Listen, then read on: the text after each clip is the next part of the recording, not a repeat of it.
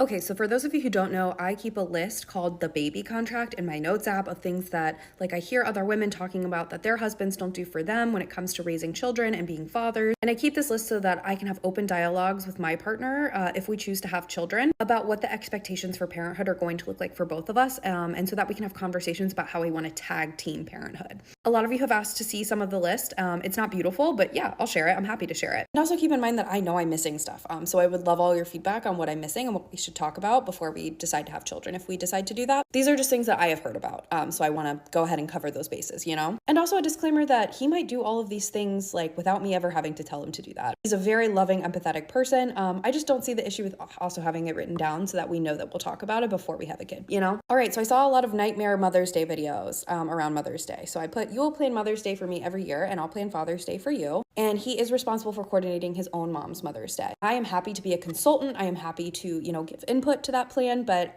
that is not going to fall to me to plan his Mother's Day. I will plan my Mother's Day. They will most likely end up being together, but he needs to be like the manager of Mother's Day, if that makes sense. I want him to be the bad guy. When we have a baby, and we have boundaries around the baby, like please don't like tongue my baby, because people will try to do that. I don't want me to be the person who has to be like, hey, please stop that. I want him to be the bad guy. I want him to be the enforcer of the boundaries. Like, hey, no, you saw the list of things that we didn't want you to do when we pass baby around. Even when it comes to things like breastfeeding, if somebody like gets mad at me for whipping a boob out, I want him to be the one that's like, hey, that's my wife. She can breastfeed wherever she wants. Bye. Like, I just want him to be the bad guy for all of that stuff, because I think women so often are made the bad guy for these kind of things. No, like, let him do it. This one is, if someone posts a picture of the baby or makes an announcement about it before us, you will fight them. Once again, kind of taking on that bad guy role, so I don't have to. I keep baby fed, you keep me fed. Food is important to me. I'm very like food sensitive. I plan to breastfeed if I can, so as long as I'm feeding the baby, he should keep me fed.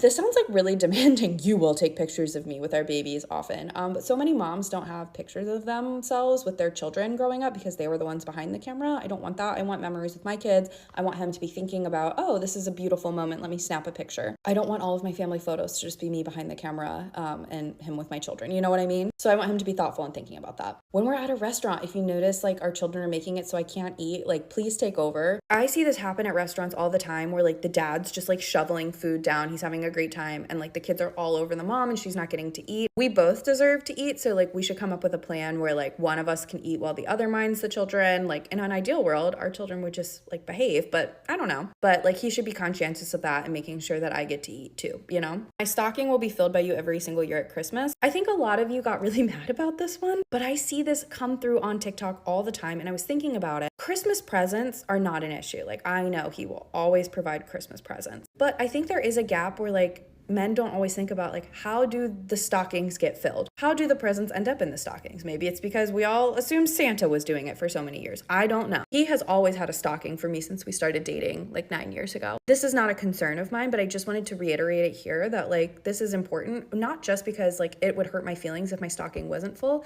but because I want my children to see a full stocking that he intentionally prepared. That's why it's important. That's why it's a conversation starter. It's not like he would forget to fill my stocking, but I see it all the time. And people do forget. This one's more of a marriage one, but we switch off who plans our anniversary each year. I'm not super concerned about him forgetting anniversaries or anything, but I think it could be very possible that this would fall onto one person. And so I just think it would be good to switch off and then everybody takes that burden. Not that it's a burden to plan your anniversary, but it is like it's work. So I think it would be good to just switch. So every year somebody can like plan something to do. This one I'm not sure about. This is like something that we've talked about when it comes to like doing doctor. One of us does doctor, one of us does dentist. That's when they're actually kids. Obviously babies don't have teeth. First year, I think we're both doctor, right? But as the kids get older, I think it would be good for like one of us to do doctor, one of us to do dentist, or, you know, whatever. Okay, I didn't finish the list because I've been talking to you for forever and I'm going to run out of time. Please feel free to leave like feedback, leave ideas, things that you think I should add to the list. I still have so many more.